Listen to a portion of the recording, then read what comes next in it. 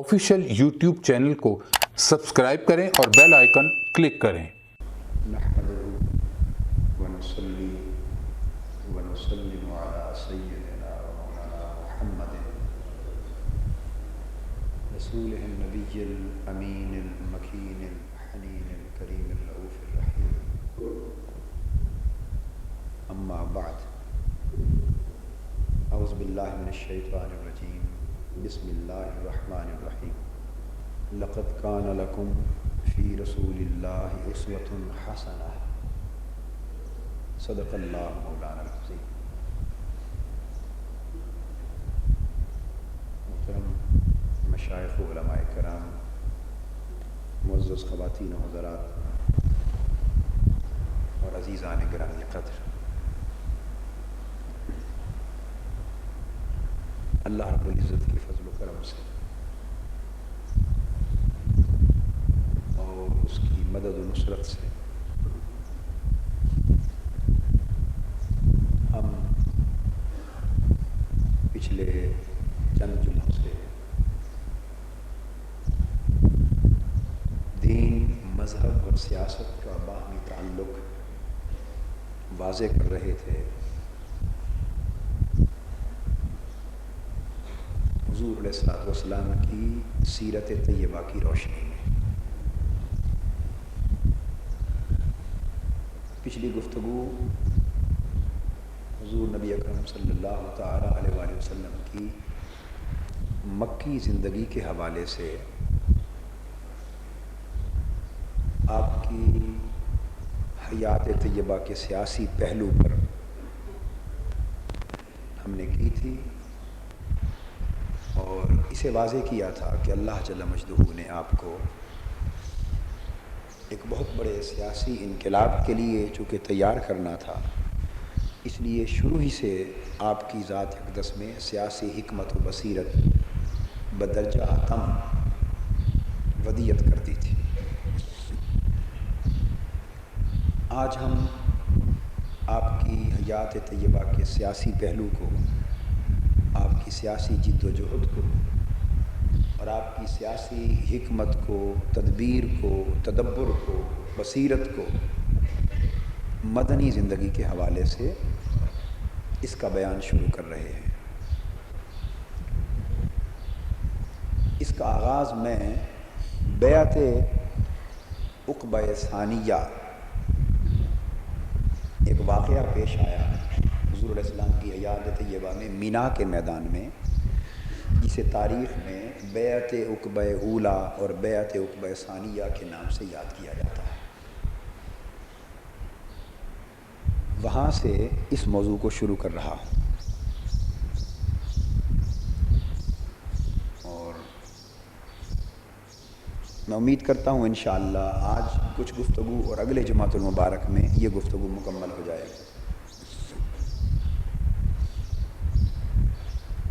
हुज़ूर अलैहिस्सलातु वस्सलाम का मामूल था कि आप अपनी दावत कबाइल तक, मुख्तलिफ़ कबाइल के पास भी तशरीफ़ ले जाते और अपनी दावत बनफ़्स नफ़ीस उनके यहाँ जाके पहुँचाते। छोटे छोटे इज्तिमा होते, वहाँ तशरीफ़ ले जाते।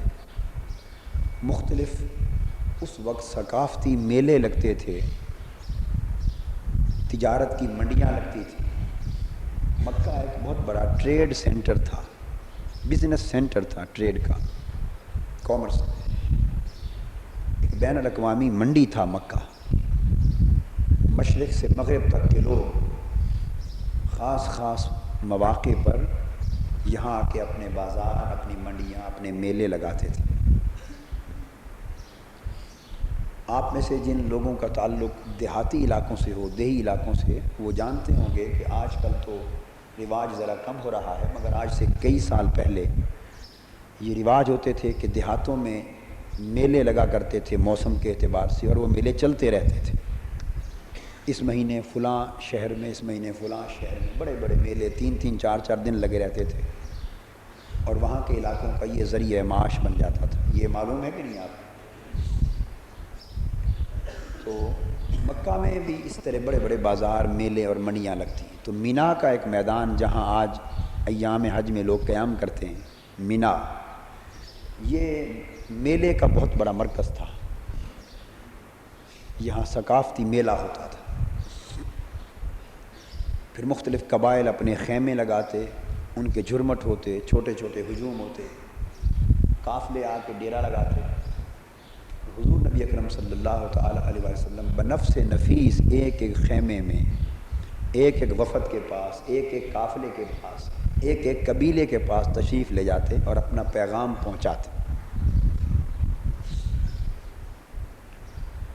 اور کبھی حضور علیہ السلام نے یہ خیال نہ فرمایا کہ یہ تھوڑے تھوڑے لوگوں کا ہجوم ہے، ایک خیمہ ہے، ایک وفد ہے، ایک قبیلے کے لوگ ہیں، تو میں فرداً فرداً ان کے پاس جا رہا ہوں اور ان سے گفتگو کر رہا ہوں، ان سے خطاب کر رہا ہوں۔ یہ خیال کبھی نہ فرمایا کہ یہ سارے لوگ جمع ہوں اور ہزارہا افراد کا اور لاکھوں افراد کا ایک ہجوم ہو تو تب میں دعوت اور تبلیغ ان کو کروں، نہ۔ یہ حضور علیہ السلام کی طبیعت مبارکہ میں یہ بات کبھی نہیں آئی۔ یہ خاص نقطہ ہے جو میں آپ کو سمجھانا چاہتا ہوں۔ یہاں سے حضور علیہ السلام کے سیاسی انقلاب کا آغاز ہوتا ہے، سیاسی جد و جہد اور سیاسی حکمت عملی کا آغاز ہوتا ہے کہ حضور علیہ السلام کا طرز عمل انقلاب کے لیے کیا تھا، اور دنیا کے دیگر سیاستدان اور سیاسی رہنما جو انقلابی سوچ نہیں رکھتے اور فیوڈل پولیٹکس کرتے ہیں، جاگیردارانہ سیاست کرتے ہیں، پیشہ ورانہ سیاست کرتے ہیں، ان کی سوچ میں اور وہ سوچ جو انقلابی سیاست کی سوچ حضور علیہ السلام نے اپنی سنت مبارکہ سے عطا کی، اس میں ایک فرق ہے۔ یہ نقطہ قابل توجہ ہے۔ میں یہ بات اس حوالے سے بھی سمجھانا چاہتا ہوں کہ 2-4 روز پہلے مجھے ایک ساتھی نے ٹیلی فون کیا اور ایک اور ساتھی نے بالمشافہ بھی بات کی۔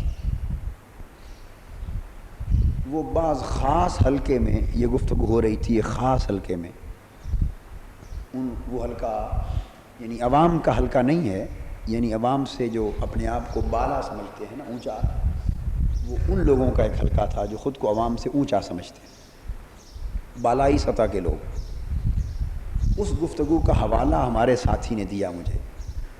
وہ یہ کہہ رہے تھے کہ موچی دروازہ 25 مئی کی تاسیس انقلاب کانفرنس لاکھوں افراد پر مشتمل ہوئی، اتنا بڑا پرہجوم اجتماع ہوا، ایک تاریخ ساز اجتماع تھا۔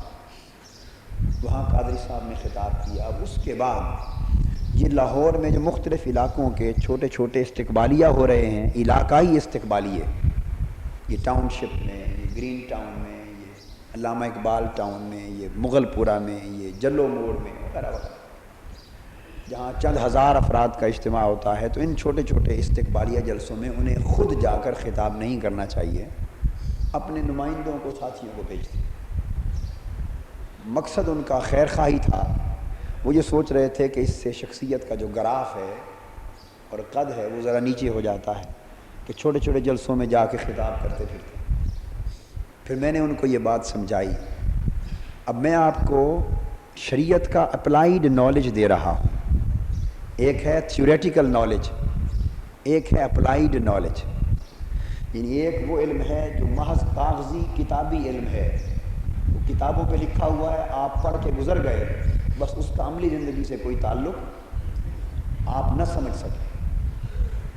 مگر یاد رکھیں، جب کبھی حضور علیہ السلام کی سیرت طیبہ کا مطالعہ کریں، اور یہ طریقہ چھوڑ دیا گیا ہے مدتوں سے، صدیاں بیت گئیں، میں سمجھتا ہوں کہ حضور علیہ السلام کی سیرت طیبہ کے مطالعے کا یہ انداز چھوڑ دیا گیا۔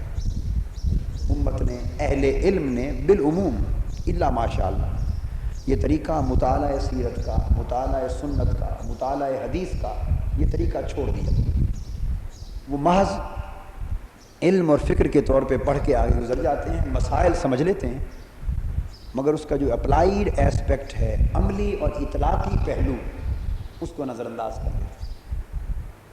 میں آپ کو سیرت طیبہ کا عملی اور اطلاقی پہلو سمجھا رہا ہوں۔ ویسے آپ اس جامع مسجد اتفاق میں خطبات سنتے رہے ہوں گے آپ میں سے اکثر، تو سیرت طیبہ پہ جو 1.5-2-2.5 سال مسلسل خطاب کا سلسلہ جاری رہا، اگر آپ وہ کیسٹیں لے کر جو افورڈ کر سکیں شروع سے آخر تک تسلسل کے ساتھ سنتے رہیں تو آپ کو اپلائیڈ نالج یعنی اطلاقی علم سیرت نبوی کا میسر آئے گا. سیرت نبوی کا عملی اور اطلاقی علم میسر آئے گا. وہ فائدہ مند چیز ہے، یعنی جاندار مطالعہ ہو جائے گا، عملی مطالعہ ہو جائے گا سیرت طیبہ کا. میں اسی حوالے سے بات سمجھا رہا ہوں. حضور علیہ الصلوۃ والسلام نے سیاسی جد و جہد اور سیاسی انقلاب کے لیے جو نمونہ اپنی سیرت طیبہ سے پیش کیا وہ اس سوچ سے مختلف، جس سوچ میں قائد یا رہنما اس کو اپنے قد و قامت کی، اپنے امیج کی فکر زیادہ ہوتی ہے اور قوم کی بھلائی کی فکر کم ہوتی. یہ ایک سوچ ہے جس سوچ میں اس کو اپنے قد قائم رکھنا، اپنی قامت کا قائم رکھنا، اپنے امیج کا برقرار رکھنا، اپنے پروٹوکول کا خیال رکھنا کہ کہیں انچ آدھا انچ امیج کم نہ ہو جائے، لوگ یہ نہ کہیں دیکھو جی چھوٹے چھوٹے ہجوم میں اور اجتماعات میں پھرتا ہے، وزن کم نہ ہو جائے. اس کو یہ فکر زیادہ ہوتی ہے اور یہ فکر کم ہوتی ہے کہ قوم اور عوام اور خلق خدا کا بھلا کس میں. یہ ایک سوچ. یہ فیوڈل پولیٹکس جو ہمارے ملک میں ڈرائنگ روم پولیٹکس یعنی کمروں کی سیاست، جاگیردارانہ سیاست، نواب شاہی کی سیاست جس سے ہم گزشتہ 40 برس سے گزر رہے، یہ ایک انداز. مگر ہمارے نزدیک یہ چیز معیار نہیں ہو سکتی. ہمارے نزدیک معیار تو اسوہ رسول صلی اللہ علیہ وسلم ہے. ہم یہ سمجھتے ہیں کہ کائنات میں حضور علیہ السلام سے اونچا کوئی شخص نہ ہوا نہ ہو سکے گا. حضور علیہ السلام کے قد و قامت سے اونچا کسی کا قد کائنات میں نہیں ہے، اور حضور علیہ السلام کے امیج سے بہتر کسی کا امیج کائنات میں نہیں ہے، نہ ہو سکتا. جب یہ بات مسلم ہے تو ہمیں پھر حضور علیہ السلام کے اسلوب کو اپنانا چاہیے. اگر آپ توجہ اس طرف رکھتے کہ 10-20 ہزار افراد کا، 25-40-50 ہزار افراد کا اجتماع ہو، لاکھ افراد کا اجتماع ہو تو تب میں خطاب کروں، اور اگر چھوٹے اجتماع ہوں تو پھر ابو بکر کو بھیج دوں، عمر کو بھیج دوں، عثمان اور علی کو بھیج دوں، خود نہ جاؤں. اگر اس انداز سے آقا سوچتے تو 10 سالوں میں اتنا بڑا انقلاب جو سرزمین عرب پہ آ گیا بلکہ عالم انسانیت میں آ گیا وہ کبھی بپا نہ ہوتا. پھر وہ انقلاب 10 سال کی بجائے شاید 1 صدی میں بھی مکمل نہ ہوتا. اور انسان کی زندگی بہر طور زندگی کا ایک دور ہے. حضور علیہ السلام نے کیا نمونہ دیا؟ آپ نے نمونہ عمل یہ مرحمت فرمایا کہ جب تک میں ایک ایک قبیلے کے پاس، ایک ایک قافلے کے پاس، ایک ایک وفد کے پاس، ایک ایک میلے میں، ایک ایک ہجوم میں خود نہیں جاؤں گا اور اپنی دعوت اور اپنا پیغام اپنی زبان سے، اپنے الفاظ کے ساتھ لوگوں کے تک نہیں پہنچاؤں گا تو بات صاف ظاہر ہے اس طرح لوگوں کے دل میں نہیں اترے گی جس طرح میں اتارنا چاہتا ہوں.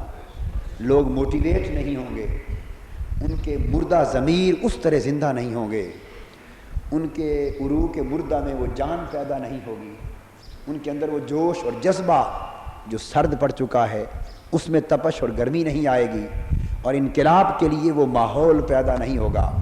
لوگ اپنا تن من دھن لٹانے کے لیے تیار نہیں ہوں گے، اور یہ ماحول پیدا کیے بغیر اس منزل کو سر نہیں کیا جا سکتا تھا جس منزل تک حضور علیہ السلام کو خود اور اپنی امت کو پہنچانا تھا. آپ نے اپنے اسوہ پاک سے ہمیں یہ طریقہ عنایت فرمایا کہ میلوں میں ہجوم، جہاں ہجوم دیکھتے تشریف لے جاتے، چھوٹے چھوٹے اجتماعات میں جاتے، قبیلوں کے پاس پیغام پہنچاتے. تو حضور علیہ السلام کا معمول تھا کہ مینا میں میلہ لگتا تھا، مختلف قبیلوں کے ہجوم ہوتے تھے، ہر سال حضور علیہ السلام وہاں تشریف لے جاتے اور اپنا پیغام بنفس نفیس ان تک پہنچاتے. اب میں آپ کے سیاسی سفر کے آغاز کی بات کر رہا ہوں جو مدینہ کی طرف حضور کو منتقل کرتا ہے. آخری سال تھے مکی زندگی کے اور مدینہ ابھی مدینہ نہیں بنا تھا، یثرب تھا۔ تو آخری سالوں میں پیغام حضور علیہ الصلوۃ والسلام کا دور دور پہنچ چکا تھا، سینے سے سینے تک بات پہنچتی ہے، شمع سے شمع جلتی ہے، چراغ سے چراغ روشن ہوتا ہے، پیغام پہنچ چکا تھا۔ سو اس وقت کے یثرب اور بعد کے مدینہ سے لوگ آنا شروع ہو گئے۔ وہ مینا کے میلے میں آئے، کچھ لوگوں نے 10-12 لوگوں نے حضور علیہ السلام کے دست اقدس پر بیعت کی، مسلمان ہوئے، آپ کا پیغام قبول کیا اور پیغام لے کے مدینہ چلے گئے۔ اور وہ پیغام 10-12 لوگ یا 13 لوگ جو لے گئے، سرزمین مدینہ کے مختلف قبیلوں میں، مختلف گھروں میں، گلی کوچوں میں، مختلف لوگوں تک اس مصطفی انقلاب کے پیغام کو پہنچانا شروع کیا۔ بات چل پڑی۔ اگلے سال جب اسی میلے کا موسم آیا تو 82 کے قریب افراد کا وفد حضور کی زیارت کے لیے آیا۔ بات وہاں اتنی پھیلی، آپ دیکھیں کہ کیسے نامساعد حالات میں کام شروع کیا۔ وہاں 1 سال کی کوشش کے بعد 82 لوگ تیار ہوئے۔ ان میں سے کئیوں کے ذہن میں تھا کہ کلمہ پڑھ کے مسلمان ہو جائیں گے، کئیوں کے ذہن میں تھا کہ جا کے دیکھیں تو صحیح، زیارت تو کریں۔ وہ شخصیت ہے کون جو دنیا کا نظام بدلنے کی بات کرتی؟ یہ جو مذہب جس پہ لوگ شرک کے مذہب پہ چل رہے ہیں، اس مذہب کو چھوڑنے کی بات کرتی؟ نظام بدلنا چاہتی ہے، نظام عالم، چلو دیکھو تو صحیح۔ 82 لوگوں کا وفد آیا، انہوں نے حضور علیہ الصلوۃ والسلام کی گفتگو سنی، آپ کا پیارا پیارا مقدس مبارک کلام سنا، بات ان کے دل میں اتر گئی۔ جب دل میں اتر گئی، حضور علیہ الصلوۃ والسلام دراصل انہیں تیار کر رہے تھے۔ آپ نے دیکھ لیا تھا کہ مکی زندگی کا کام مکمل ہونے والا ہے، اب ہمیں اپنی تحریک کے لیے اور انقلاب کے لیے کسی خاص خطے کو بطور مرکز کے منتخب کرنا ہے۔ آپ کی نگاہ اور آپ کی بصیرت اور سیاسی حکمت اس بات کو دیکھ رہی تھی کہ اب اپنی مرکزیت کو قائم کرنے کے لیے، سیاسی اجتماعیت کو قائم کرنے کے لیے کسی جگہ کو منتخب کرنا ہے جہاں ہم انقلاب لائیں، اسے اسلامی ریاست بنائیں، ایک فلاحی ریاست بنائیں، ایک نمونہ بنائیں خطہ زمین کو، اسے مرکز بنائیں اور وہاں سے پھر عالمگیر انقلاب کا آغاز کر سکیں۔ سو آپ کی نگاہ پاک اس وقت سرزمین یثرب پر، سرزمین مدینہ پر پڑ گئی تھی۔ آپ نے گویا اس زمین کا انتخاب فرما لیا تھا اور لوگوں کو ذہنی طور پہ تیار کیا جا رہا تھا کہ جب ہجرت کے بعد ہم مدینہ پہنچیں تو وہ لوگ ذہنی طور پہ ان قربانیوں کے لیے تیار ہو جائیں جو قربانیاں اسلام کی سربلندی کے لیے درکار ہوں گی۔ چنانچہ ابن ہشام سیرت اور تاریخ کی بہت بڑی کتاب ہے، اگر آپ اس کا مطالعہ کریں تو بڑے لطیف حقائق سامنے آتے ہیں۔ یہ دوسری بیعت جو بیعت عقبہ ثانیہ ہے، اس میں جب حضور علیہ الصلوۃ والسلام کا پیغام وہ لوگ سن چکے اور انہوں نے پیغام قبول کر لیا اور ذہنی آمادہ ہو گئے حضور علیہ السلام کو اپنے ہاں بلانے پر اور اپنے ہاں آباد کرنے پر اور سرزمین مدینہ کو اسلام کا سیاسی مرکز بنانے پر انہوں نے ذہنی فیصلہ کر لیا اور گویا بالواسطہ دعوت دے دی کہ آقا آپ ہمارے ہاں تشریف لائیے، ہم سرزمین مدینہ آپ کا سیاسی مرکز بنا دیتے ہیں، یہاں سے آپ اپنے انقلاب کا آغاز فرمائیں۔ جب اس طرح گفتگو ہو گئی اور ان کے ذہن تیار ہو گئے تو اس قافلے کے ایک سردار، اس قافلے کے ایک لیڈر حضرت عباس بن عبادہ انصاری رضی اللہ تعالیٰ عنہ کھڑے ہو گئے۔ ابن ہشام میں آتا ہے انہوں نے کھڑے ہو کر، ابھی بیعت نہیں کی انہوں نے، گفتگو ہو رہی، اہل مدینہ کے وفد سے کہا، فرمایا مدینہ سے آنے والوں، تم نے حضور علیہ الصلوۃ والسلام کو اپنے ہاں دعوت دے دی اور اپنی سرزمین مدینہ کو اسلام کا سیاسی مرکز بنانے کے لیے اپنی آمادگی کا اظہار کر دیا۔ سنو، قبل اس کے کہ حضور علیہ السلام اپنی قوم کو لے کر آپ کے ہاں ہجرت کریں، میری ایک بات پہ توجہ کر لو۔ حضرت عباس نے فرمایا کہ تم میں سے کچھ وہ ہیں جو حضور علیہ السلام پر ایمان لائیں گے، کچھ وہ ہیں جو ایمان تو نہیں لائیں گے مگر ان کی قدر و منزلت اور ان کے وقار سے متاثر ہو کر ان کا ساتھ دیں گے۔ مگر یہ بات سوچ لو، قبل اس کے کہ ہم حضور علیہ السلام کو اپنے ہاں دعوت دیں، یہ فیصلہ کر لو کہ اگر حضور علیہ السلام تمہارے ہاں تشریف لے آئے تو پورے عالم عرب کی دشمنی کا مرکز تم بن جاؤ گے۔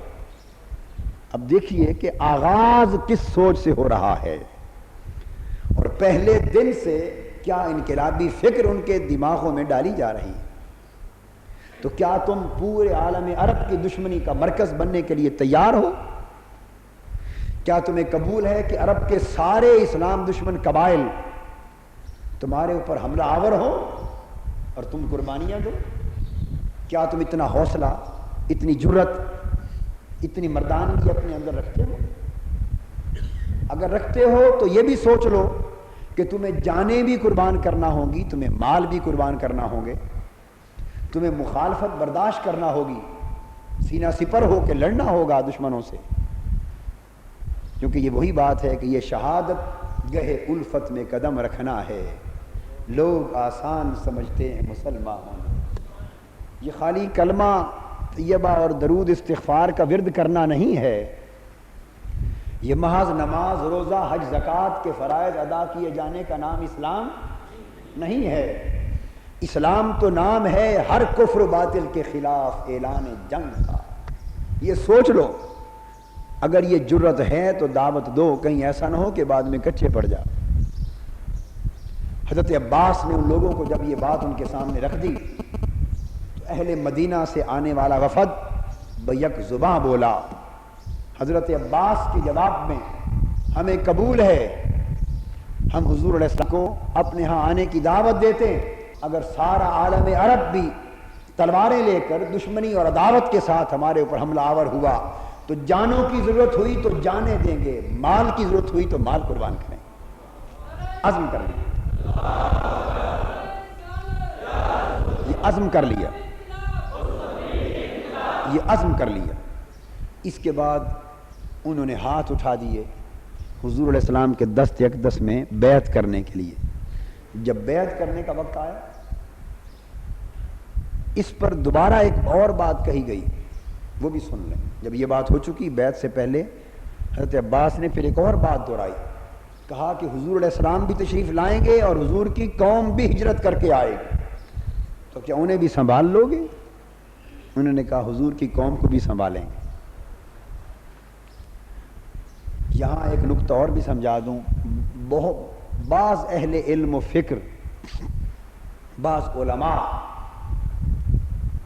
میں نام نہیں لیتا، جنہوں نے اسلام کے موضوع پر، سیرت کے موضوع پر، اسلامی تعلیمات اور اسلامی افکار کے موضوع پر بہت کچھ لکھا ہے اور قوم کو ایک فکر دیا ہے، اسلام کے حوالے سے تحریکیں چلائی ہیں، انہوں نے حضور علیہ السلام کی ہجرت کے حوالے سے ایک بات کی ہے اور بڑی غلط بات کی۔ وہ یہ کہتے ہیں کہ حضور علیہ السلام نے ہجرت کا فیصلہ اس وقت فرمایا جب معاذ اللہ مکہ میں ناکام ہو گئے۔ استغفر اللہ۔ جب دیکھا کہ مکہ میں نتائج پیدا نہیں ہو سکے اور ناکامی ہو گئی تو آپ نے معاذ اللہ مکہ کی زمین کو ناسازگار دیکھ کر، یہاں ناکامی کو دیکھ کر پھر فرمایا کہ اب جگہ بدل لینی چاہیے، اور یہ آپ کی اس وقت کی سبسیکوینٹ سوچ تھی، اور مدینہ گئے۔ قطع نظر اس کے کہ انہوں نے یہ بات کہتے ہوئے اس حقیقت کو بھی نظر انداز کر دیا کہ 13 سال کے بعد مکی زندگی کی جد و جہد پر ناکامی کے احساس کا الزام دینا، یہ معاذ اللہ حضور علیہ السلام کی ناکامی نہیں، یہ پیغمبر کو بھیجنے والے خدا کی بھی ناکامی بنتی ہے۔ استغفر اللہ العظیم۔ یہ وحی الہی کی ناکامی بنتی، ہدایت ربانی کی ناکامی بنتی کہ 13 سال کے بعد جو حضور کو احساس ہوا کہ یہ سازگار نہیں، تو اللہ کو کیا 13 سال معلوم نہیں تھا کہ یہاں نتائج پیدا نہیں ہو سکتے؟ تو 13 سال اپنے نبی کی جد و جہد کے معاذ اللہ یہاں ضائع نہ کروائے جائیں، شروع سے اس زمین پہ بھیجا جائے جہاں نتائج پیدا ہونے کی توقع ہو۔ افسوس کی بات ہے لوگ حضور علیہ الصلوۃ والسلام کی حیات طیبہ کے بشری اور انسانی پہلو پر اتنا زیادہ زور دینے لگے کہ خطائیں، سوچ کی خطا، سوچ کا نقص اور معاذ اللہ تجرباتی طور پر اچھائی اور برائی، بہتر اور ناکامی کے پہلو جو عام انسانوں کی زندگی میں ہوتے ہیں وہ بلا امتیاز اٹھا کے سارے حضور کی حیات پاک کی طرف منسوخ کریں۔ تو یہاں تو اس بٹی مخالفت کی بٹی اور آگ پر ان کی سیرتوں کو پکایا جا رہا تھا، جب دیکھا کہ پک گئے ہیں اب لے کر ادھر منتقل ہو گئے۔ یہ سوچ کا انداز ہی اور یہاں یہ دلیل دے رہا ہوں کہ حضور علیہ الصلوۃ والسلام تو سالوں پہلے منصوبہ بندی فرما رہے ہیں کہ مکی دور کا مقصد پورا ہونے والا ہے، اب جہاں آگے منتقل ہونا ہے جانے سے پہلے وہاں کی فضا کو سازگار کر لیا جائے۔ تو حضور علیہ السلام تو 3-4 سال پہلے مدینہ کی طرف ہجرت فرمانے کے لیے اور وہاں آباد ہو کر اسے اپنا سیاسی مرکز بنانے کے لیے حالات کو سازگار فرما رہے ہیں۔ یہ یکایک کیا ہوا فیصلہ نہ تھا، بلکہ باقاعدہ ربانی اور الہامی منصوبہ بندی کا ایک حصہ تھا اور پیغمبرانہ منصوبہ بندی کا ایک مرحلہ تھا۔ جب یہ عہد ہو گیا اور وہ مکہ سے مدینہ سے آیا اور وفد حضور علیہ السلام کے دست اقدس پر بیعت کرنے لگا، حضرت عباس پھر اٹھ کھڑے ہوئے اور ان سے فرمانے لگے، اسلام کے نام پر بیعت کرنے والوں، تمہیں یہ بھی بتا دوں کہ یہ بیعت اسلام کیا ہے۔ یہ بیعت اسلام کیا ہے؟ بیعت کرنے سے پہلے اس بیعت کا مفہوم جان لو۔ اب یہ جو کلمہ پڑھ کے مسلمان ہونے لگے ہو، سمجھ لو کہ یہ مسلمانی ہے کیا چیز، اس مسلمانی کی حقیقت کیا ہے۔ پہلے گفتگو تھی حضور کو مدینہ میں تشریف لانے کی دعوت دینے کے حوالے سے، اب گفتگو ہو رہی ہے مسلمان بننے کے حوالے سے کہ یہ جان کر اسلام قبول کرو کہ مسلمانی کہتے کسے ہیں۔ انہوں نے کہا انکم تبایعونہ علی حرب الاحمر والاسمد من الناس، یہ جو تم دستے نبوت میں اپنا ہاتھ دے کر مسلمان ہو رہے ہو، سن لو یہ بیعت اسلام محض نماز، روزے، حج، زکوٰۃ اور کلمہ و استغفار کے ورد کی بیعت نہیں ہے، بلکہ یہ بیعت ہر کفر و طاغوت کے خلاف اعلان جہاد کی بیعت ہے، ہر ظلم و استحصال کے خلاف علم بغاوت بلند کرنے کی بیعت ہے، تلواروں کو بے نیام کر لینے کی بیعت ہے، اور ظالموں کے سامنے اپنی گردنیں کٹنے کے لیے پیش کر لینے کے عزم کی بیعت ہے۔ دنیا میں جتنے سفید اور سیاہ طاغوتی سامراجی طاقتیں ہیں ان کے خلاف سینہ سپر ہو جانے کی بیعت ہے۔ بیعت اسلام کا معنی یہ ہے کہ تم زمین سے کفر کا نام و نشان مٹا کے رکھ دو گے، باطل کا نام صفحہ ہستی سے مٹا کے رکھ دو گے، طاغوتی نام و نشان صفحہ ہستی سے مٹا کے رکھ دو گے، ظلم اور استحصال کا نظام صفحہ ہستی سے مٹا کے رکھ دو گے، خدا کے حکم کے خلاف بغاوت کو ختم کر کے رکھ دو گے۔ بیعت اسلام یہ ہے کہ تمہاری تلواریں اس وقت تک پھر میان میں پلٹ کر واپس نہیں جائیں گی جب تک زمین پر خدا کی حکمرانی کا جھنڈا بلند نہیں ہو جائے گا۔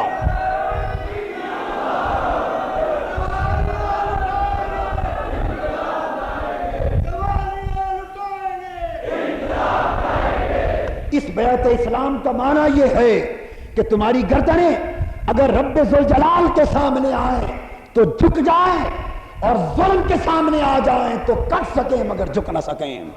اس بیعت اسلام کا معنی سمجھنے کی کوشش کرو۔ اسلام کا معنی یہ ہے، اسلام کا معنی ہے نا جھکنا، کیا معنی ہے؟ سر تسلیم خم کر دینا، مگر جھکنا کس کے سامنے؟ رب کے سامنے ایسا جھکنا کہ پھر کسی اور کے سامنے جھکنے کا نام نہ لیا جائے، ایسا جھکنا۔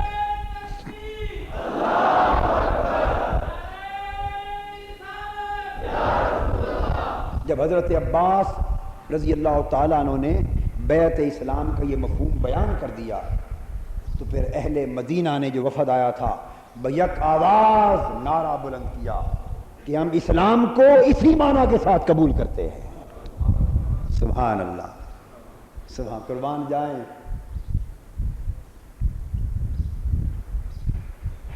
اے سرزمین مدینہ کے بسنے والے باسیوں, تمہارے نصیب پر کہ تم نے اپنی جان کی قربانی کے عوض مصطفیٰ کو لے لیا, اپنی جانوں کا سودا کر کے مصطفیٰ کو لے لیا. اگر جان کا سودا کرنے پر تم تیار نہ ہوتے تو شاید مدینہ کوئی اور ملک بن جاتا, حضور کسی اور بستی کو مدینہ میں بدل دیتے. ابھی اس جگہ کا نام مدینہ تو نہیں تھا نا, یثرب تھا. وہ یثرب کا یثرب رہتا, وہ بیماریوں کی جگہ رہتی. یہ حضور کے قدم پڑے کہ یثرب مدینہ بن گیا, بیماریوں کی جگہ شفا کا مرکز بن گئی. اور جو نقطہ سمجھانا چاہتا ہوں, یہ شرف اور یہ نعمت, اے اہل ایمان, اس انقلابی مشن سے وابستہ لوگوں, اس حقیقت کو سمجھنے کی کوشش کرو. یہ آقا دو جہاں جو ان کے ہاں چلے گئے, کیا اس سے بڑا شرف بھی کائنات میں کوئی اور ہو سکتا ہے؟ عرش ترستا ہوگا کہ کہیں میرے ہاں حضور اپنی جھونک بسا لے, آسمان ترستے ہوں گے کہ ہمارے ہاں آ کے اپنا شہر بسا لے. مگر کائنات کے کسی خطے کو مدینہ بننے کا شرف نصیب نہ ہوا, مدینہ وہی بستی بنی. تو دیکھنا یہ ہے کہ یہ نعمت کیسے ملی, جان کا سودا کر کے ملی. یہ سمجھانا چاہتا ہوں, جان کا سودا کیا تو وہ سرزمین مدینہ بن گئی, خون کا سودا کیا تو مصطفیٰ کی نعمت نصیب ہو گئی. آج آپ بھی اگر چاہتے ہیں کہ تمہارے دلوں کی بستی بھی مدینہ بن جائے اور آقا دو جہاں اس میں بسیں اور حضور کا تعلق نصیب ہو, تو حضور کے لیے اور حضور کے دین کے لیے تم بھی جانوں کا سودا کر دو.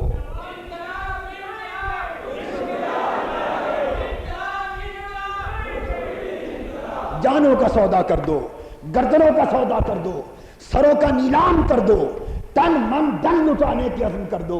بس اگر یہ سودا کر لو حضور سے تو حضور تمہارے ہیں. تم یہ سودا کر لو تو حضور تمہارے. یہ جہاں چیز ہے کیا, لوح و قلم تیرے. یہ نقطہ سمجھانا چاہتا ہوں کہ انہوں نے جانوں کا سودا کیا مینا کے میدان میں اور حضور کو لے گئے, وہ بازی لے گئے.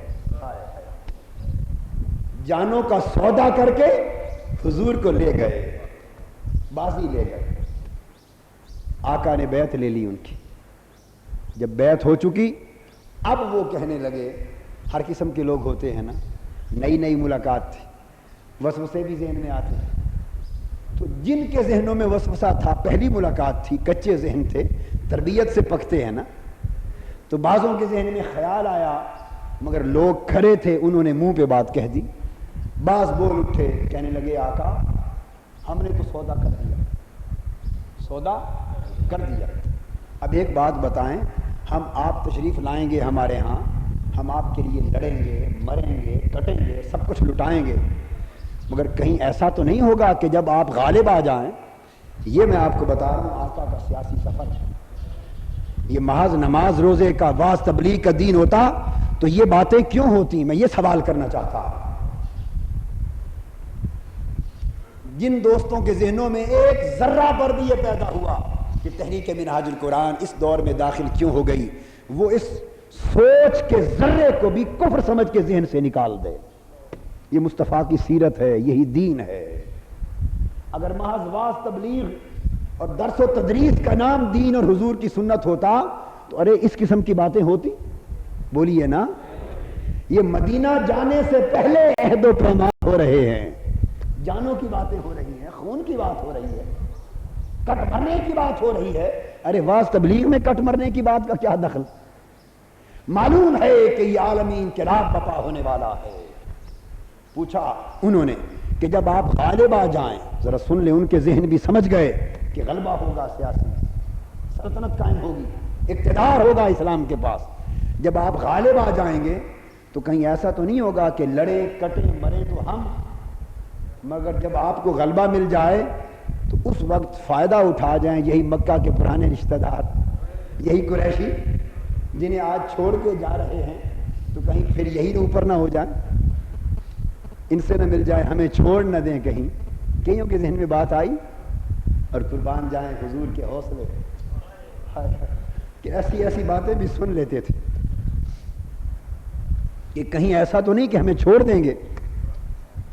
آج ہمارے حوصلے ہیں کہ کوئی چھوٹی سی بات اس طرح کی کہہ دیں ہم غصے میں آ جاتے. حضور بھی جلال میں آ سکتے تھے کہ تم مجھے ایسا سمجھ رہے ہو، معاذ اللہ بے وفا سمجھ رہے ہو، مگر نہیں. انسانوں سے برتاؤ ہے، جانتے ہیں انسان کی نفسیات ہے، وہ ہر کچھ سب کچھ سوچ سکتا ہے، اسی کے مطابق برتاؤ فرما رہے ہیں. انہوں نے پوچھا کہ ہمیں چھوڑ تو نہیں دیں گے؟ آقا نے اب ان سے تو عہد لے لیا تھا نا، اب بات یہ بنتی تھی کہ حضور بھی عہد فرمائیں. بس اس بیان پہ آج کی گفتگو ختم کروں گا اور مدینہ طیبہ کے اندر کے سفر کا آغاز اگلے جمعہ پہ بیان ہوگا انشاءاللہ. یہ خاص بات، ان کا عہد ہو گیا، اب آقا نے عہد کیا. ان کے سوال کے جواب میں کہ کہیں اپنی پچھلی قوم کو تو نہیں کر دیں گے آپ آگے، ہمیں چھوڑ تو نہیں دیں گے. اس پر آقا نے فرمایا دمی دمکم وحدمی حدمکم انی اسالم من سالمتم وحارب من حاربتم. لوگوں آج کے بعد یہ برادری اور رشتے کے تصور بدل گئے، وہ خون والے رشتے گئے، اب یہ دین والے رشتے شروع ہو گئے. وہ علاقے اور جغرافیائی رشتے گئے، اب یہ ایمان کے رشتے قائم ہو گئے، عہد و پیمان کے رشتے قائم ہو گئے. فرمایا آج کے بعد وہ روخونی رشتے کی بات نہیں کرتا، اب میرا خون تمہارا خون ہے، تمہارا خون میرا خون ہے، میری عزت تمہاری عزت ہے، تمہاری عزت میری عزت ہے. جو تمہارا دوست ہے وہ محمد کا دوست ہے، جو تمہارا دشمن ہے وہ محمد کا دشمن ہے. جو تم سے دوستی کرے گا محمد اس سے دوستی کرے گا، جو تمہارا دشمن ہوگا محمد کی تلوار اس کے سر پہ ہوگی صلی اللہ علیہ وآلہ وسلم.